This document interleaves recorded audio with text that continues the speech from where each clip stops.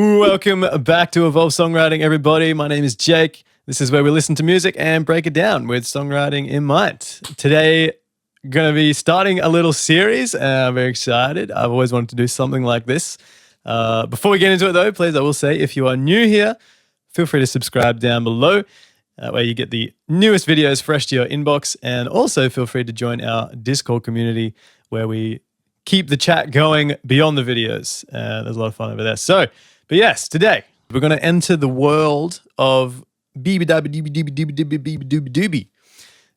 an artist who I've always wanted to get into. I have absolutely no history with listening to Beabadoobee. I have no idea what she's about. I've heard maybe 30 seconds of one of her songs that she played live, Ripples. I've heard a tiny bit of that, and that is it. And just from that little clip, I'm like, this is someone I really want to explore from the roots, from the beginning. So I was like, why don't we do a series? I'm going to listen to all her EPs and albums in order and just follow the journey. Yeah. And it's also that she's such a new artist. And I feel like the millennial artists these days are just breaking rules and just doing really cool stuff. Which means today, part one of this series, the Beabadoobee experience, we are going to be listening to her first EP, LICE, that she did with Dirty Hit Records. So 4 tracks. Gonna assume that everything in the earlier stages is very low production. Other than that, I have no real expectations. I don't really know what kind of genre to expect. I'm guessing she feels very much like a homegrown acoustic, kind of raw, a little not so over commercialized, not so over polished artist. So we'll see where that puts her. So yeah, 4 tracks. Without further ado, I think let's get into them. First one. All right, first track is Home Alone. But first I'll mention the album art. You're not a true guitarist until you've done the pencil capo. Can relate. So I've got the acoustic because that's what I'm expecting based on the album art. Anyway, Home Alone, performed and written by Beatrice Louse. So that is Beabadoobee, I believe. And Pig, which I had to look up, this guy goes by, that's an alias. His real name is Oscar Lang, and really seems like he's just only produced for himself and B. So we'll see what happens. And also one more thing is I'm going to have the lyrics up on the side throughout probably the rest of my videos. That way I can focus on the lyrics and the production and not be so confused. All right, let's hit Home Alone.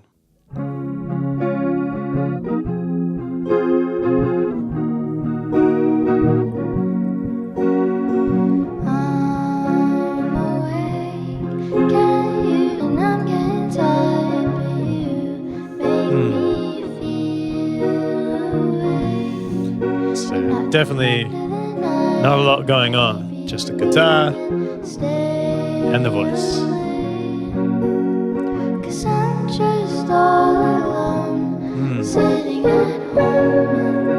Cool. So it's bouncy. Awesome. So far, super minimal. It's a bouncy rhythm. Boom, blah, boom, blah, boom, blah, boom, blah. But it doesn't feel so jolly, right? It's like this kind of false happiness. You've got a lot of this wobbliness to the guitar. You get these psychedelic tones, and then that really just washes out any sort of happiness from the rhythms. And you can notice a lot of the mouth noises are kept in on her vocal take, and it feels very, a lot of the ambience is left in. A lot of the little noises here and there that you might normally edit out has been left in just for that authenticity. Loving it.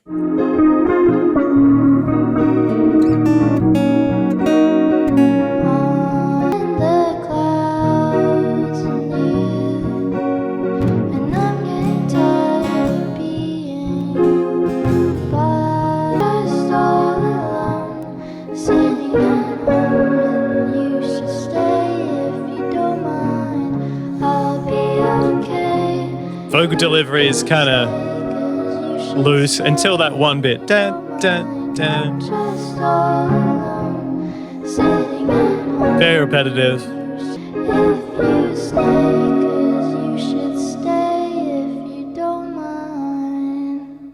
Simple song. Minimal. This is the entry into Beabadoobee. All right. Unsteady pitches. You see that bend towards the end. In general is just like kind of loose. I really like her exiting line out of the chorus. 'Cause you should stay if you don't mind. It's like got that kind of little bit of a triplet in there, that ba ba ba ba, and it just kind of trails off the end and gives it a nice cadence. The verses we just got this simple 1 to the 3 minor. Come on, crackly. Chord progression in the verses we got a 1, 3 minor, 2 minor, to the 4. So you're featuring the 3 and the 2 minor, not the 6. So those two are probably the more dissonant minor chords. I think that gives you this lovely, lovely melancholy feeling. And then we have just a slight variation in the chorus with the bounce, but dun, dun, dun, which is pretty much the focal point of the separation between the verse and the chorus. Like you only need that one thing to give a section an identity in such a sparse mix and such a simple arrangement. So, all right, we're in that kind of territory. We'll move on to the next song. Onwards. Okay, track number 2, Bobby. I'm going to assume all of these are done just by the two of them. Yeah, Beatrice, Laos, and Pig, or Oscar. This one, definitely the most popular one on the EP. Let's hit it.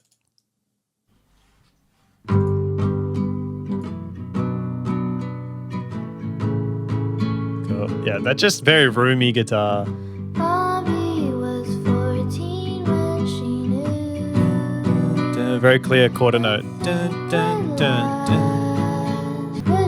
It sounds like a nylon string guitar as well. Bobby always thought like this, with the thought of Bobby always saw the bad line to the life she had. Who could have planned her though? Bobby was 14 years old. You get this. It's a really, I don't know the right word for it. Like, I don't want to say an amateur sound. It's the acoustic, it's the nylon string guitar. It's the very roomy sound. Whether or not that's artificial, it sounds very real. So it's like they've actually recorded this kind of quite far back from the mic just to capture more of the room sound on the vocal and on the guitar. It just really gives you the bedroom feel. You do see this, I think, more often early on in people's careers when they're sort of starting out.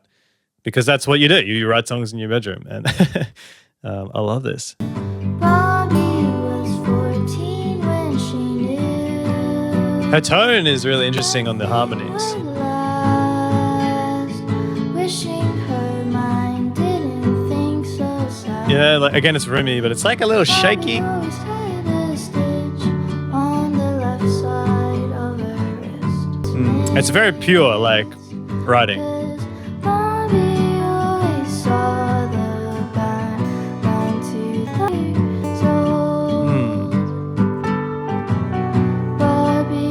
The piano is a beautiful touch, actually, as well. Didn't mention that. And you notice where it's placed. It's the piano melodies in the spaces between the lyrics because it's only a melody. The piano is not really playing chords, just a little motif. And placing that in the spaces is just a little nicer on the ears and the brain.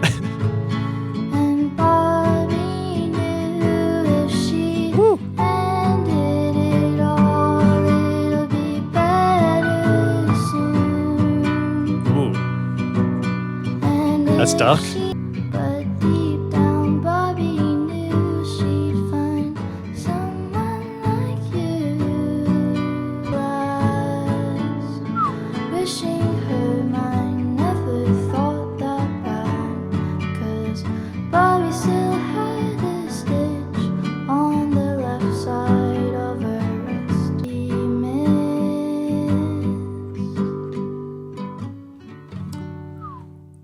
It gets heavy. So, that's a nice song. It's got a little more of a folky touch. I much prefer that with her voice versus the the psychedelic sort of sound. This is such a great representation of like, you maybe you're just starting to write songs. It feels very pure. It feels very fresh. There's no expectation that she should write a certain way, that she should structure it a certain way. I think with songs like that, they feel a lot more personal because you're not so much thinking of the audience when you're writing this kind of music. It's really just like your own thoughts, and you're like, I'm just purely writing for myself. Most of the time, that ends up being a lot more metaphorical because you're just kind of looking at everything through your own lens versus a very direct or more approachable lyric, something that's like heavily relatable. If you look at most sort of chart pop, it's just, you don't want the lyrics to be too confusing, where these aren't necessarily confusing, but you really have to sort of think from the perspective of B, which you have the luxury to do because there's such a minimal production. So you can really sort of just digest that lyrical stuff. And what really hit me was that bridge, man. I'll play that again, the bridge. 18 years old. So harmonically, we have And Bobby knew if she ended it all. why is this crackling? I'm switching guitars. Back to it, Bobby. So bridge, when the lyrics come in with if Bobby knew she'd ended it all, it would be better soon. The lyrics definitely darken up in the beginning of that bridge, and so it's cool to see that the harmony also reflects that. We started on the minor, add some dissonance by creating that major chord into the 4 to the minor, and then it continues. So you've got this very like semitone, right? You get that within the harmony, and so I feel like that creates a lot of this darker tension, which is really cool. You always want that parallel between what you're sort of saying and your harmony in your music. Yeah, lyric-wise, we started with Bobby was 14, and we get progression within the lyric because in the outro, Bobby was 15. So it gives you some realism to the story, and it gets you really attached to this character of Bobby because we know, well, they're like me. They turned 14 and then 15. Yeah, it'd be interesting to know what this song is genuinely about, who Bobby is. If you know, let me know. But definitely feels like it's commenting on self-harm, suicide, and struggling as a teenager. We all have times like maybe we might not act it out in the way that she's described, but we definitely have those feelings. And I think it was nicely produced to match those feelings. Next song. I hope I fixed I had a bit of issues with the guitar. We got the acoustic back. Track 3 is spacing out. Same combo on the writing and production as expected. Let's have a look.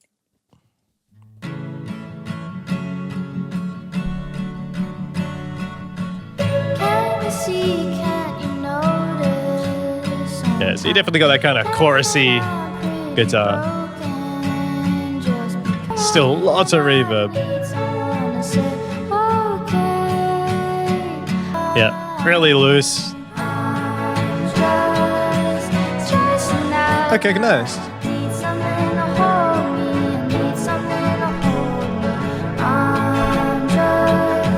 This is so nice.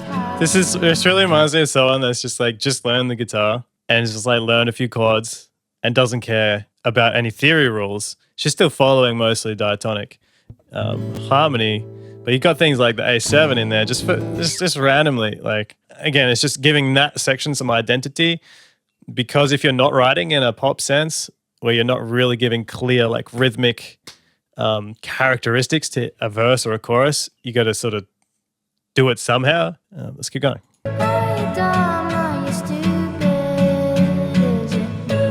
But like just the way the guitar's being played, like it's quite reckless playing, right? Like it's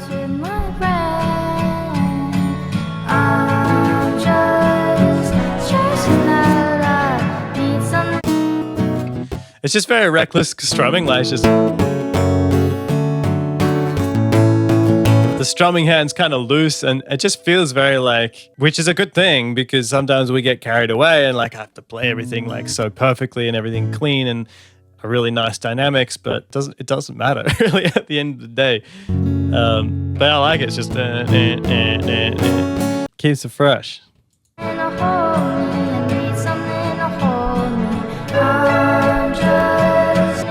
And between that's the only real harmony that's going on other than that. It's got that sort of rocky back and forth seesaw kind of harmony, which it's have a very perpetual feel. The entire song does. It doesn't really slow down till now. Simple stuff. It's cool to dive into her little world. Yeah, this really brings me back to like a place of exploration and where you don't really feel judgment as an artist to do anything. I sort of touched on that in the last track. You know, there's no expectation here. And it's just like, I have a thought. I want to share it. This is how it's coming out of me melodically. Here's the song. You know, it's not like a product or something that's been like really crafted with a lot of marketability in mind. But ironically, that's what makes it so nice to listen to it because it's just like ruthlessly authentic. This idea of not being okay. I mean, I feel like between this and Bobby, it's very similar. You know, it's going to be okay. I'm kind of sad and depressed and I need someone to just be like, it's going to be fine. But she doesn't stray from that idea. So I think the difference between her doing this and maybe some artists that present their music this way, especially early on in their career, but don't make it as far as maybe because they're just trying to tell so much of their own story in one song. So that would be my advice is like really keep it focused on the one idea. And she's done that really well, like I said, with that chorus and just her chorus being stressing. I'm just stressing out, need something to hold me. Repeat, spacing out, need something to catch me. Back to stressing out. So like you have enough time to really let that idea wash over you and sink in before we move somewhere, you know, instead of moving somewhere very just unrelated. Again, drenched in reverb. You had a bit of chorus happening on those guitars. Yeah, all the songs have been quite similar so far. Let's finish it off. Okay, last track on the EP is Angry Song. Explicit warning, and I kind of wish I didn't have the lyrics here because now I've kind of been spoiled. I can see there's some interesting lyrics going on here. Let's see how she presents it. Last song, Angry Song. Pick up the phone, please tell me you're home. I thought it would be angrier. Wardrobe is closed. Where's my guitar? They hate when I sing, so fuck my guitar. Fuck everything. I was expecting it to be like way angrier in terms of the delivery, which has kept it really soft. So it's this really interesting overlap of like sweet melody and horribly angry. Strings on a twist, my head, so fuck mom and dad. Hey, love your parents, guys.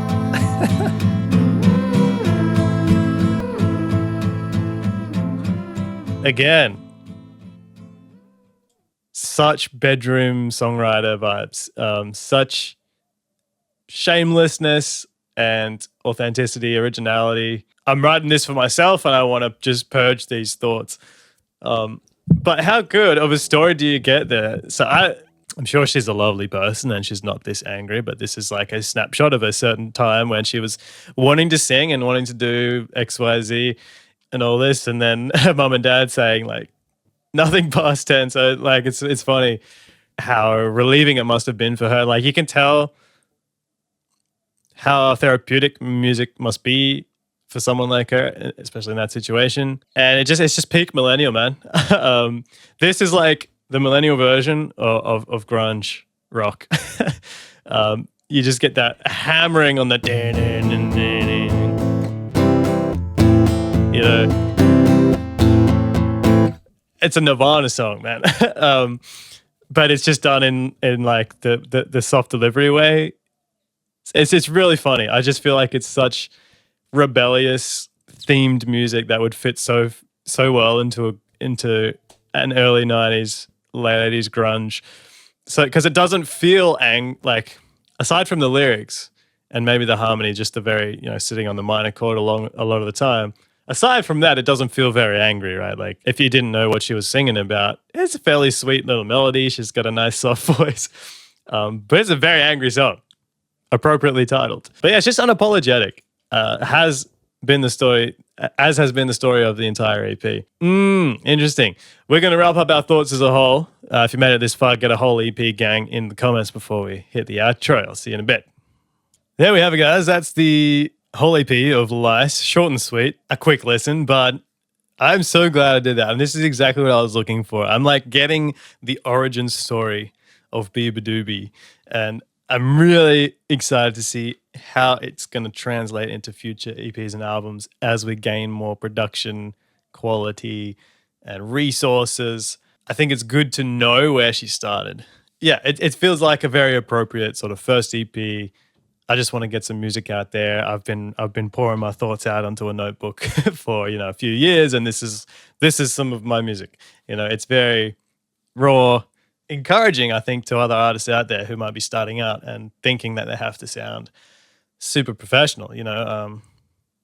It's very basic production. It's very minimal. It's not. I think the entire EP was just guitars, vocals, and there was a piano in one song. So it reminds you that it's just about the music, man. It's about the ideas, it's about the artist, really. It's about her, what really just going on in her brain and how she translates onto the page and us trying to decode that. So I hope you stick with me on this Beabadoobee journey. I'm going to be listening to all the EPs, all the albums. So subscribe if you haven't already. So when the part 2 of this series is going to drop, you'll get it fresh to your inbox. Join the Discord server once again. And let me know in the comments anything I missed, anything you wanted to bring up, any recommendations for future reactions. Aside from that, I hope you have a great week, and I'll see you in the next one. Peace.